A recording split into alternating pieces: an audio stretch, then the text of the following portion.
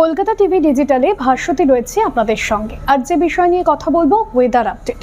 গত কয়েকদিন ধরেই আমরা দেখেছি যে যেভাবে আবহাওয়ার পরিবর্তন হচ্ছে, বেলার দিকটা অনেকটা গরম, তবে রাতের দিকে কিছুটা হলে ঠান্ডা অনুভূত হচ্ছে। তবে এবার বৃষ্টিপাতের পূর্বাভাস দিল আইএমডি।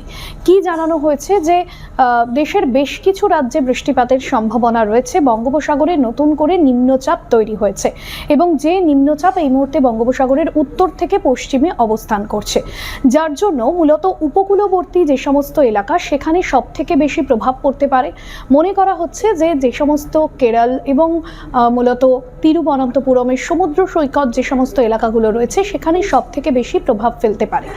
এবং সকাল থেকে আমরা দেখেছি যে আজকে তাপমাত্রা যেরকম এ রাজ্যের ক্ষেত্রে 29 ডিগ্রি সেলসিয়াস সর্বোচ্চ তাপমাত্রা ছিল এবং সর্বনিম্ন ছিল 18 ডিগ্রি সেলসিয়াস।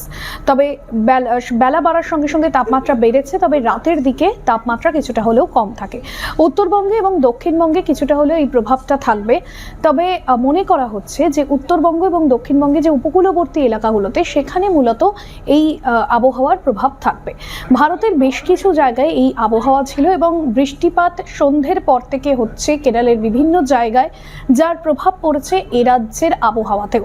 এখানে দেখা যাচ্ছে যে সন্ধ্যের পর থেকে একটা বাতাস বইছে, ঝোড়ো বাতাস বইছে বেশ কিছু জায়গাতে। মূলত এ রাজ্যের দক্ষিণবঙ্গে যে সমস্ত উপকূলবর্তী এলাকাগুলোতে রয়েছে, দক্ষিণ 24 পরগনার কাকদ্বীপ, বিভিন্ন বকখালি যে এলাকাগুলো রয়েছে, উপকূল এলাকাগুলো, সেখানে এর প্রভাবটা পড়েছে। অন্যদিকে মনে করা হচ্ছে যে আগামীকাল থেকে কিছুটা হলে আবহাওয়ার পরিবর্তন হতে পারে। তবে শীতের আমেজ কিন্তু এই মুহূর্তে নেই। মার্চের শুরুর দিকে ঝড়ের একটা পূর্বাভাস রয়েছে।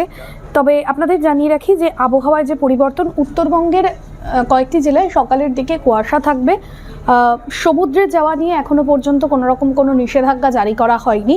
কেরলে বহু মৎস্যজীবীদের এখনো পর্যন্ত সমুদ্রে যেতে নিষেধাজ্ঞা করা হয়নি, তবে আগাম সতর্কতা অবলম্বন করা হয়েছে, মাইকিং করা হচ্ছে প্রশাসনের তরফে, যাতে সমস্ত রকম সতর্কতা অবলম্বন করা যায়।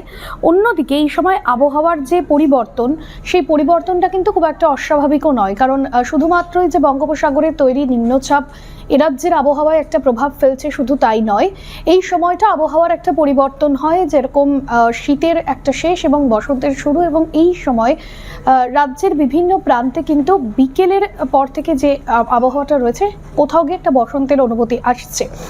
এবং এই সময়টা খুব খারাপ, যেখানে বিভিন্ন রোগেরও প্রাদুর্ভাব দেখা যায়। সেজন্য এই যে সময়টা যায় উত্তরবঙ্গ এবং দক্ষিণবঙ্গে মূলত বেশ কিছু জেলাতে এখনো পর্যন্ত যে আবহাওয়াটা রয়েছে, শীতের যে কয়েকটা দিন ধরে ঝোড়ো ব্যাটিং চলেছে, শীতের যে দাপটটা ছিল, শীতের যে আমেজটা ছিল, সেটা এখন নেই। এবং ফেব্রুয়ারির শেষের দিকে রাজ্যে প্রায় শীত উধাওই হতে চলেছে এবং শীতের বিদায় ঘণ্টা কিন্তু এই মুহূর্তে বেজে গিয়েছে। আজকের এই বিষয় এখানেই শেষ করছি। অন্যান্য এরকম আপডেটের জন্য ফলো করতে থাকুন Kolkata TV digital, Kolkata TV রাত 3-7।